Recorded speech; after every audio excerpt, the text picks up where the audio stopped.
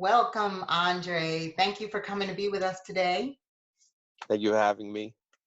I'm excited this month, as it is Mental Health Awareness Month. I'm excited to continue conversations and breaking the stigmas and getting information out. So I'm excited to have you sharing today about your journey with depression. At what point did the word depression ever become something even in your vocabulary?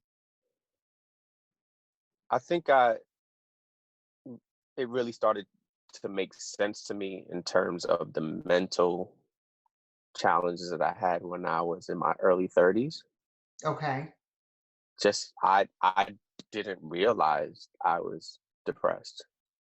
Um, I just really had a lot of bad coping mechanisms in my life, and it was very normal to me. Hmm. So definitely in my early 30s was when it really started to show itself What in would you terms of describe? de- I'm say again, sorry. sorry. You said What in would I? terms of what? I didn't mean to cut you off. No, that's fine. What would I describe as what? Bad coping mechanisms, Um, if you don't mind one, sharing. no, not at all. I was just very always expecting the worst. I didn't have much hope in my life. Well, this kind of started way before. This is something that started in my early teens, but it also attached itself to depression, and a addiction to pornography. Um, I constantly had a woman around me, although people would say that I'm a nice person. Generally, that's my nature. But in a sense, it was very manipulative to get what I wanted at that time in my life, which was someone around me to make me feel like I had some sort of value. So, like I said, I would constantly keep women around, different women, whoever would just, if for any moment in my day, say something good about me, it made me feel, at least for that moment, whole.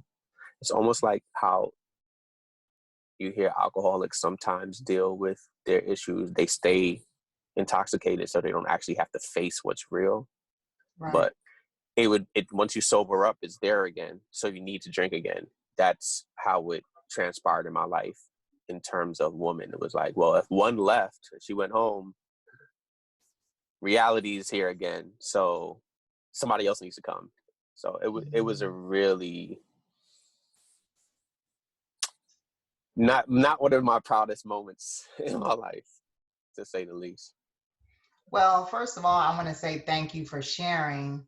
And, it takes a really strong person to recognize your flaws and to do something to change it. So I definitely applaud you for that. And you should be proud of yourself for that. I I'm it's funny that you say I should be proud of myself for that. Someone said that to me just a couple of days ago, because depression for me has been ongoing, although I am not the way I was all throughout my 20s. It still has a way of showing itself. The the benefits now is that there are some tools that I have learned in the process to help combat that. That's So, excellent. Excellent. And I'm excited to get to the part where you share some of your tools with us. mhm, But before that, I kind of want to continue with you sharing about your journey a little bit, so that if somebody's watching, they may be able to see some of the pieces from your life and they can right, connect it to theirs, and that might help them to identify what's going on with them. You know what I mean? right. You know, a lot of, everything has a root. Um, I'm very much a root person. Very often we look at the reaction, um, sometimes the action, but where did the action come from? Right. So, I had to look back, and not just by myself. One of the things, and I know you said we'll talk about this later, but in my later 30s, I started going to therapy. But one of the things that I realized that kind of started it was my parents divorced when I was very young. Now, as a child, you don't understand the concepts of an adult relationship and why it's not working for them. All you Right. know is mommy or daddy left. So that was actually the root of the first place in my life where I I lost my value, or I didn't feel valuable, because I felt like my dad didn't choose me, when that wasn't the case at all. My dad loved me to death, but But he just that's wasn't how there you for me. translated it as a child. Right. And that brokenness just transpired throughout the rest of my life. Wow. Wow. So that was the main root cause. There were some things that happened after that that kind of mirrored it, in a sense, Hmm. where I felt not chosen, but that that was the initial thing that, I guess, set it all in motion. So, at what point in your life did you kind of get an awakening? Like, at what point did you have a realization that something was going on that you wanted to fix? And then at what point did you realize it was depression? Um, I'd say in my early 30s, I in my early I was a church kid. I grew up in church, went to church school, sang in every choir, preached for Children's Day. Like, I was the epitome of a church boy. But the moment I was old enough to go, I was out. And went to the military, and I just kind of did my own thing, because as a child, your parents' God, because you have no Right. choice, but you Right. don't really know God personally. Right. In my early 30s, after a few failed relationships, um, I had my first child at 29. Um, I was actually engaged to her mom. I totally screwed that up, because I had this brokenness that I didn't understand at that point. But around that time, I started to see, like, you know, none of your relationships are working. Um, you're angry a lot. You don't have high hopes for much. You're extremely tough on yourself. And I'm an artist, so artists are usually extremely tough on themselves anyway, because we have a bit of perfectionism in us. But I was like, something has to change. Okay, so I lost you a little bit, but you said that basically you said you got to the point where you realized something had to change. Right. There was just a ton of negativity in my life, coming mostly from me. Mm, Um, Not a lot of hope. No expectations of anything good or great for me. Um, a lot of beating myself up. And I hadn't really realized it, but at that point in my life, I want to say I'm around 32. I actually grew a lot closer to my mother, although I lived with her as a child. We started, really sharing some of our struggles that we were going through, and praying with each other, things like that. And again, that's a time when I started to try to find out, you know, what is the spirituality of myself, God, and who he is, and why he matters or why he doesn't matter to me. And that was almost like the catalyst that sent me in a direction to start to find healing. But it would take another 7, 8 years until I finally actually crossed, I guess, the hump to understanding that I had a serious issue. wow. So, what helped you get to the understanding that you had a serious issue? Well, I had gotten married at 35, and I was a horrible husband. Mm, I I still operated in my brokenness, as although I understood more, there was still a need of wanting to be chosen. And there were things that happened where I felt I wasn't chosen. And in all actuality, looking back now, I realized I didn't actually provide a safe enough space for the other person to make me feel like they chose me. Wow. Because a lot of it, a lot of what we deal with in our lives operates on kind of two different places, faith or fear. And if you're living in a space of fear, you are usually resistant to give all of yourself to someone with the fear of being emotionally hurt. So I I just didn't do my due diligence as a husband, which ended up causing my marriage to fail within the first really year and a half, 2 years. Um, and I started to go to therapy. Well, actually, myself and my ex-wife went once, but we never went back together after then. But I realized even if this doesn't work, I have to come out better than this. So I just kept going. Wow. Um, and I took this test, and for some reason, it's escaped me right now. I want to say it's the PX9 form, and I'm so sorry. I should have looked this up before I got on. That's But okay. it's a test that they give you to rate your degree of depression. Mm. So, like let's say Wow. 1 to 5 would be low. So let's say it goes from 1 to 20. Anywhere from 15 to 20 would be like extreme depression, where they would ask you questions like, have you ever felt suicidal? Those are the things that push you up there. And I was like at 19. Mm. I was extremely depressed. I was clinically depressed. Um, I thank God that I had a great therapist that really helped me work through a lot of my things and really started me on the path to healing, which is a continuous journey. It doesn't just stop. It's continuous. I'm so eager to get to these questions about, what your therapy looked like and that.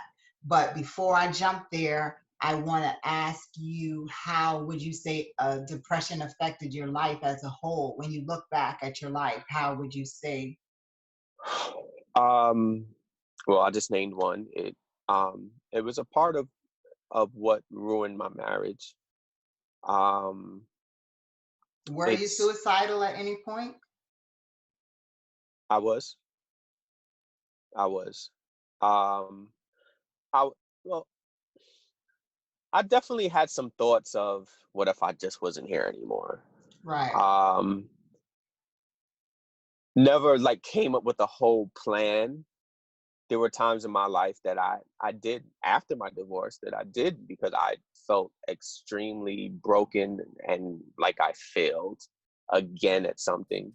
And I have a child with my ex-wife, and I am reliving and seeing the horrors that I experienced from my parents divorcing at a young age and my daughter when, I'm with her and she's like, Daddy, I wish you can stay. Um, you know, it like it kind of pulls the scat off the old scars, and it kind of sends me back into that space of just being down because, I'm feeling like I'm hurting my child right now. And she's the innocent party in this. And because of what I've done, she's experiencing this pain. So that's a challenge for me daily. Like daily, I have to remind myself to do the best that you can right now and moving forward and just being there for her and showing up for her. But it's extremely difficult because, this wasn't the plan for me in terms of when I had kids. I have a 14-year-old, a 12-year-old that live with their mom in Michigan. And then I have a 5-year-old that lives with my ex-wife in the Bronx. And not being with my kids is nothing that I could have ever imagined or that I wanted, but because of the choices I made, um, however I was at that point in my life, whether it be the immaturity or what I knew at that moment and how I dealt with my own issues, that has caused me not to be the type of father that I had hoped to be for my children, which was essentially to be present daily. Um, I know depression has messed up some jobs that I've had in my life. Definitely relationships. Um, I know depression for me and the way I coped has caused me to hurt people that didn't deserve to be hurt. And not that it was an intentional thing that I did to hurt them, but because I really didn't understand how to manage my emotional state, it then caused them, who really walked into it with, expectations of something great, to be hurt in the end. So, and even now, I mean, a couple of weeks ago, I was struggling, and I could see the signs of the depression. It was coming. It was My sleep habits were returning back to. That's another thing. When depression, my sleep habits, I started going to bed 3, 4, 5 o'clock in the morning.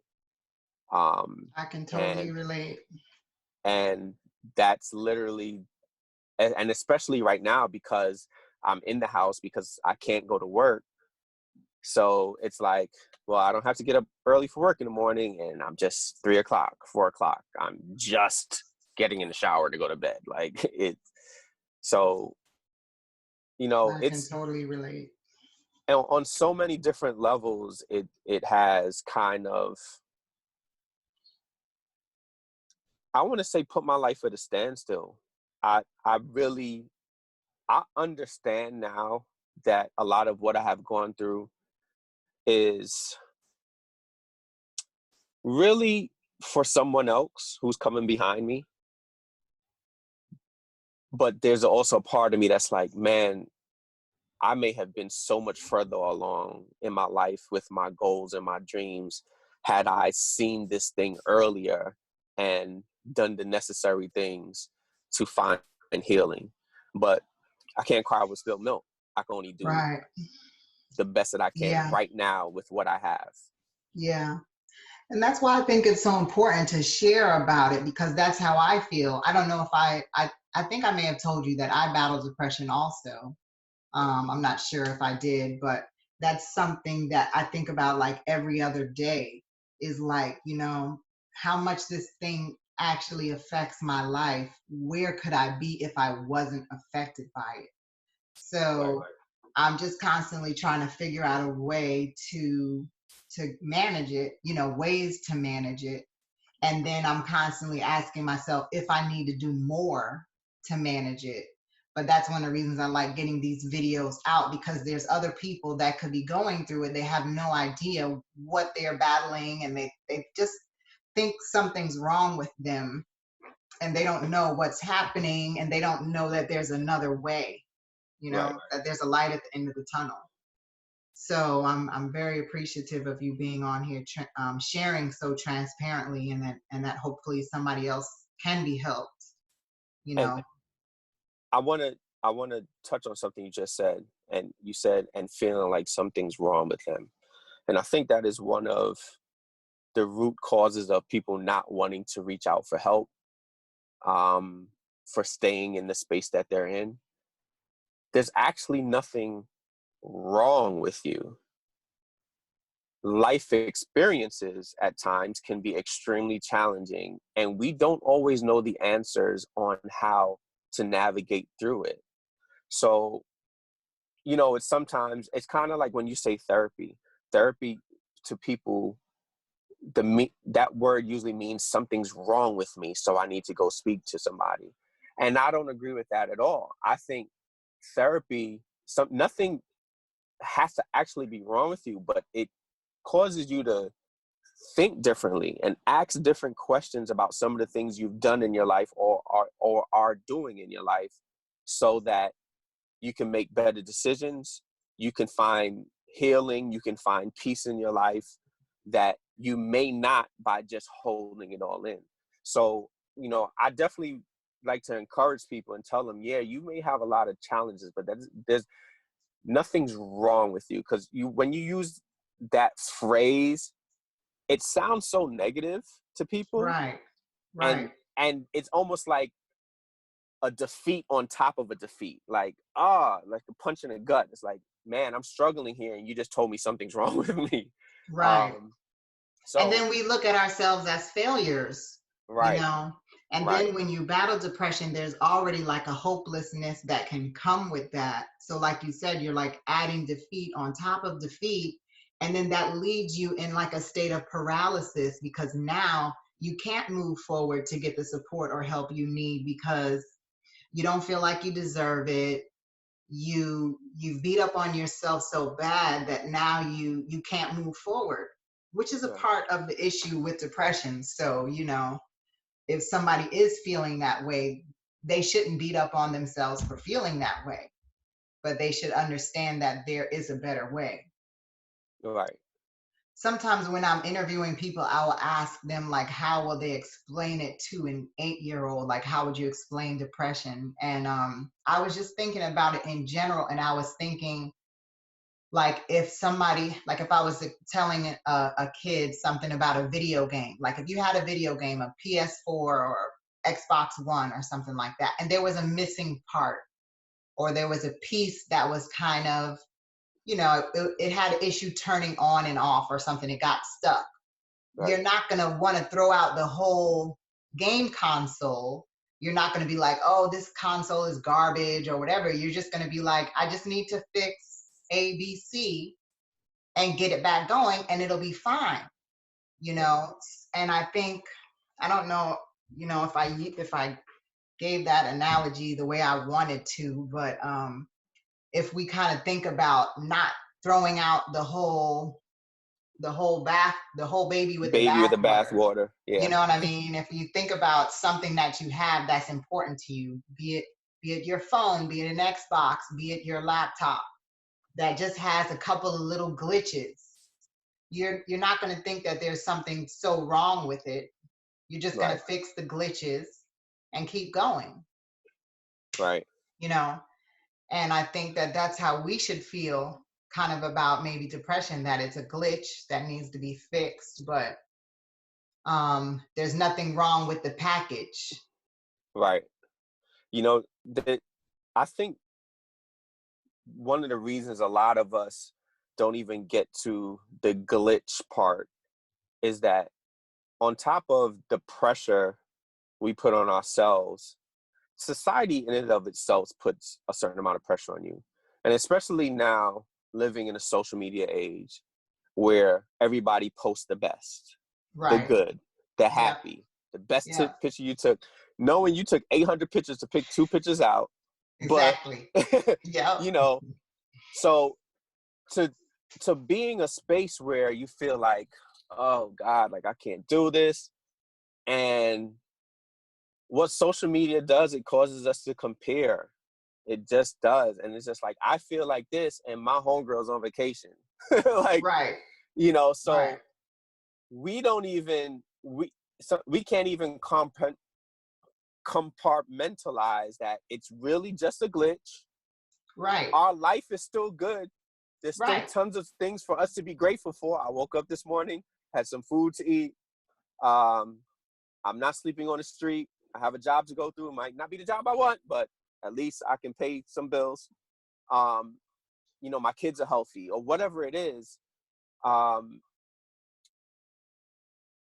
we would probably start to see things a little differently. But I think, the comparison and the expectation of, for men, being the tough guy, being strong, being able to handle it. Men don't cry. This is what we're taught from childhood. And we don't deal with the actual root issue we have. And then what we do, because we haven't dealt with it, we start to bash women.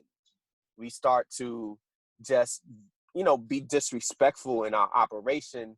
I have tons of arguments, discussions. I like to say discussions. Sometimes the way I feel Black men talk about Black women sometimes. And I'm like, but your mama's Black. Like, how Sway? Like, you can't. But the thing is, there is a glitch there. There's a brokenness there that they have not addressed, and it's manifesting itself in negative ways in their life, and how they deal with people, how they speak to people, how they treat people, so on and so forth. And really, it's just a lot of broken bodies walking around. Um, Facts. a lot of us dealing with childhood issues, a lot of us dealing with abuse issues, a lot of us dealing with molestation issues, and it just goes on and on and on and on, and nobody feels like there's a safe place to share that stuff so that they Right. can find some help, because society is telling you you should be on vacation right now taking pictures, you should be okay, you should be flossing, you should be this, you should be that. And it's just like, no, you should be you. That's it. Exactly. That's your only real responsibility. Yeah. And to be the best you that you can be, Right. you know, and to know that it's okay. It makes you strong to work on your, your weaknesses, like to accept the fact that we all have weaknesses, we all have glitches, we all have brokenness. And like you said, there's not usually a safe space, which is my mission, you know what I mean? Part of my mission, because at one point I felt that way, like you said, especially in the Black community. You feel like you got to be the strong Black woman. you know you got to be tough. Even as a woman, I've been told to man up, you know many different occasions. And then you just feel, like you said, like, oh, it makes me weak if I cry, it makes me weak if I'm vulnerable. Or so many of us have been taught, keep family business in the family, you Right. don't air your dirty laundry. But meanwhile, we don't realize everybody has dirty laundry, everybody has dirty dishes. So I'm over here trying to hide my dirty dishes and my dirty laundry, but it's an actual reality of life. Right. Everybody has dirty laundry and dirty dishes. And different people have different methods and different strategies on how they clean their laundry, how they get it the cleanest, how they get it to smell the freshest, how they stay on top of their dishes. And if we all share within the community, then it helps you to know you're not alone, you're Right. not abnormal. There's nothing wrong with you because you have dirty laundry. You just have to clean it. It's Right. simple. You know what I mean? So I'm thankful that we're able to do this, and the more we do this, the more we have these kind of conversations, the more people know they're not alone. And, they don't feel afraid to share. And then they can go from there to the next step, which is working on your healing. Right. Right. What would you say that your process of healing has looked like?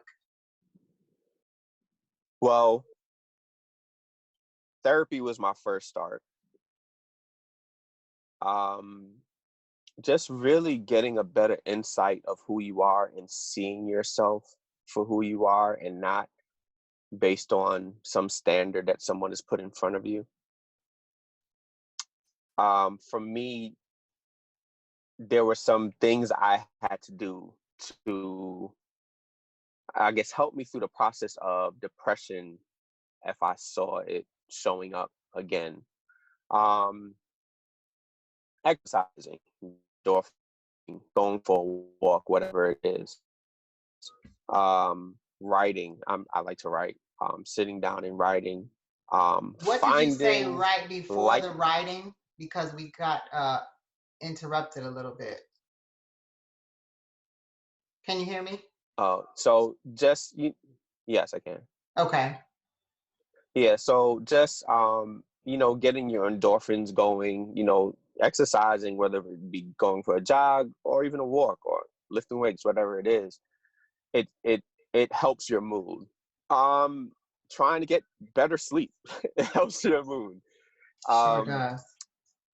Finding like-minded individuals, Very key. and keeping a really strong circle around you that's not going to yes man you to death. That's going to be like, no, you're bugging out right now. Stop crying. Let's go. And that Right. happened to me just last week. Um, Mm. on two different friends of mine, one whom you know, Ismail, but um, it came out differently. Like one was from a friend of mine, and the way she said it, it was literally like she gave me a spanking through text message. She was like, what are you doing? I'm not trying to hear this right now. I'm not coddling you. And I was like, ooh, but and it's not. I scared something, man. Oh man. This, just encourage and not knowing what I was feeling at the time, but just to see that from one of my closest friends, I was like, yo, I do have this. I am me. I can do this. Like, what's wrong with you? And it helped me. So it's just, there are things. We all had different things. I grew up in the church, so even sometimes I'll put some gospel music on. Like that will, certain types of music will help my mood as well.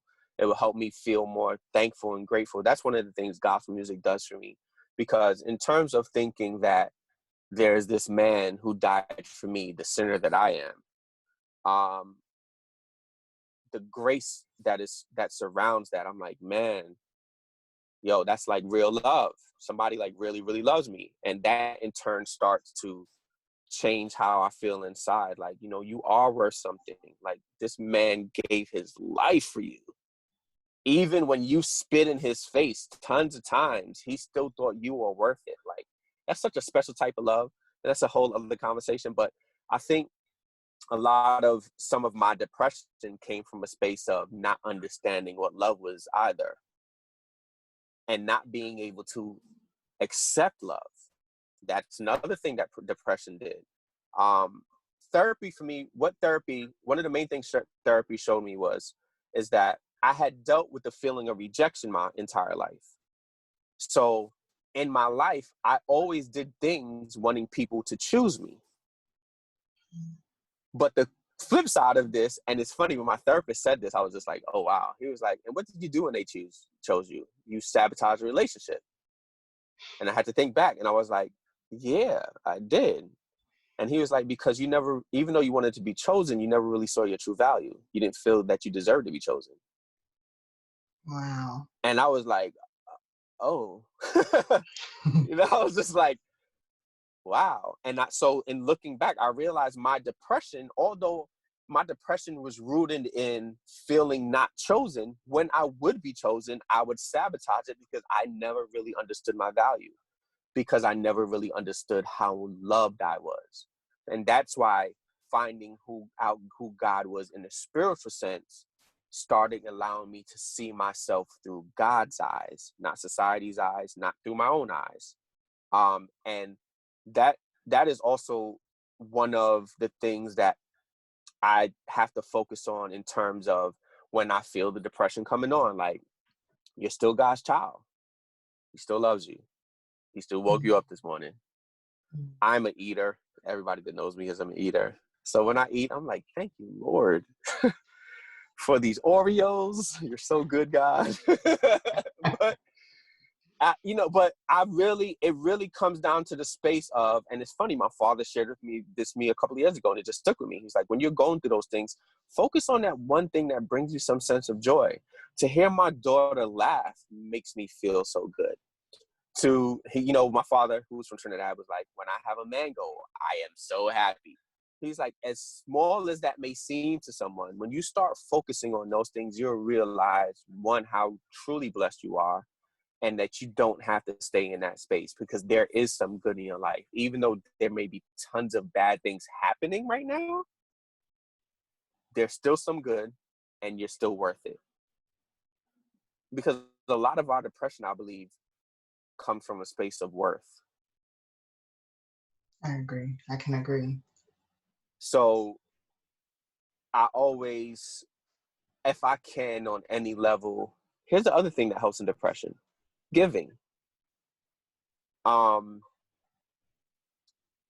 have to learn a better balance of giving. I'll be honest about this. Sometimes I get so focused on giving because it makes other people feel better, and there's a sense of pleasure that I get from it, that I will sometimes start to ignore what I need to do for myself. I could totally But relate on that.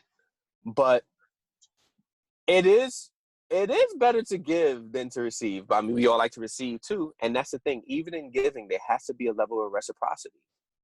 Right. Because you can't continue to pour and not be filled yourself, because you can't pour from an empty cup. And that's where the balance comes in.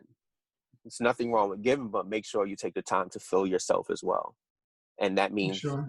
and that goes back to surrounding yourself with like-minded people, and especially people who have worked to the other side of the depression.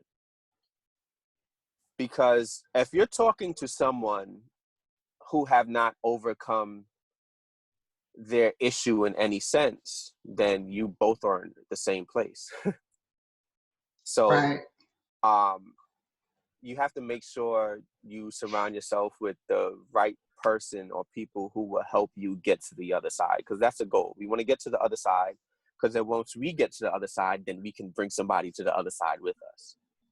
Because Yes. this is definitely a I get there to look back, not that I got there to be free. Because this is a statement that I have, and it's kind of my mantra, one of my mantras. It's no fun to eat at the table alone. Right. Right. Yep. You know, what's the sense in me having all the food and no one to share it with? Right. So Agreed. And it's a serious thing, it's taking people's lives, It's it's a killer. Depression is a killer. it is. So, if we care, then just knowing that you reaching back helping someone else can actually be saving somebody's life, Right. you know. Gosh, there's so much that we could pour out. So I know that I'm probably going to try to get you to come back again at some point. That's Even fine. if we do like a question answer live video. I was thinking about that with another friend of mine that I did an interview recently. So perhaps we can do sort of a group chat interview or something down the road. We'll look into that. But before we go today, is there anything else that you think you might want to share in closing? You don't have to because you've shared so much already. I I understand that this is an extremely tough time for all of us right now. Um, we are dealing with something we've never seen before. We're seeing a lot of death around us, especially here in New York. Um, some of us have lost our jobs. We're worried about our children, our bills, because those didn't stop. No. Um, but there's this song, I want to say Richard Smallwood. I remember it from my childhood. And he says, I have come too far to turn back now. Um, that we're going to make it. And I truly believe, especially as African Americans in this country or throughout the diaspora of the entire world, Black folk, we have experienced a lot of trauma in our lives, a lot of hardships, um, systematic oppression. I mean, it's clear as day. But we are in this together. We are going to make this. There is a space for you. You may not know me. I'm sure you're going to probably tag me on Facebook and Instagram. You could call my phone. You could inbox me. I I'm not working right now, so clearly I have the time. We could talk. We could pray. We could cry. We could vent. We could crack jokes. We could do whatever you need in this moment, but understand that we are in this together. And we adversity has never stopped us from making it to the other side. Come on now. We have taken scraps Come. and made Delicatessens. you That's what we can't. made. Here's the thing. We made It's delicatessens it's like from Diddy right now. scraps. It's like Diddy right now. Can't stop, won't stop. Like you All can't right. like you know there is no end, and it's hard. I'm not negating the fact that this thing is hard. It's hard. Right. Some days you just don't feel up to it. But even though that day you don't feel up to it, you're still alive. So that means there's still something left in you to keep going. And, I think what you're doing is amazing. Thank Um, you. I think because what you're doing is showing that you have a care for people.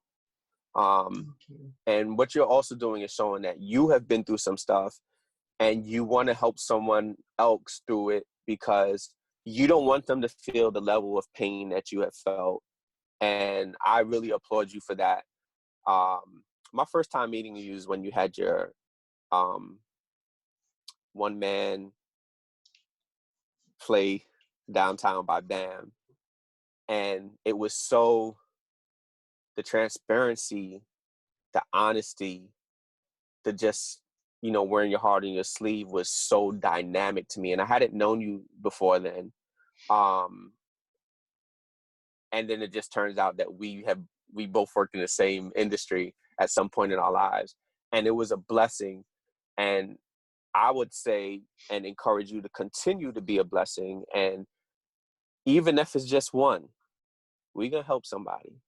Yeah, And that's right. even it doesn't matter the number because this is not about us. And we know that. Exactly. So Exactly. continue to do what you do. I will forever be grateful for you even give me the opportunity to share some of the hardest things in my life because it's still hard. I still have to look at myself every day and see some of the things that I've done.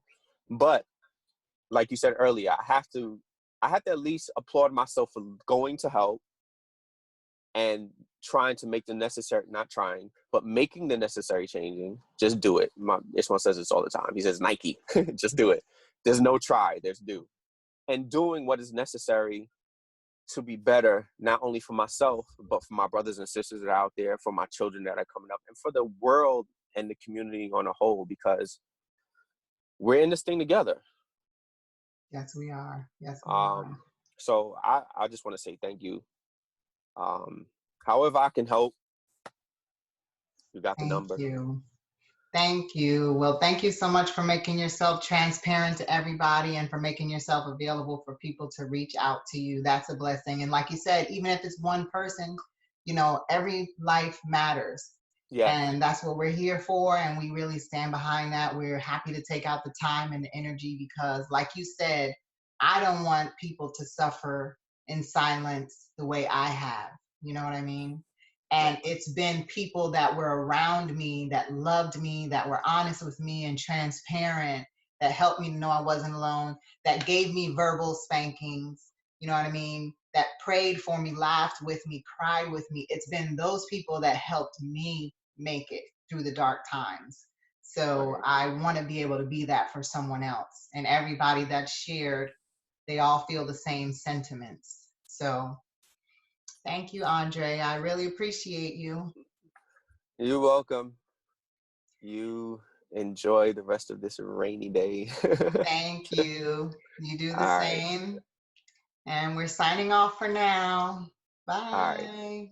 Later.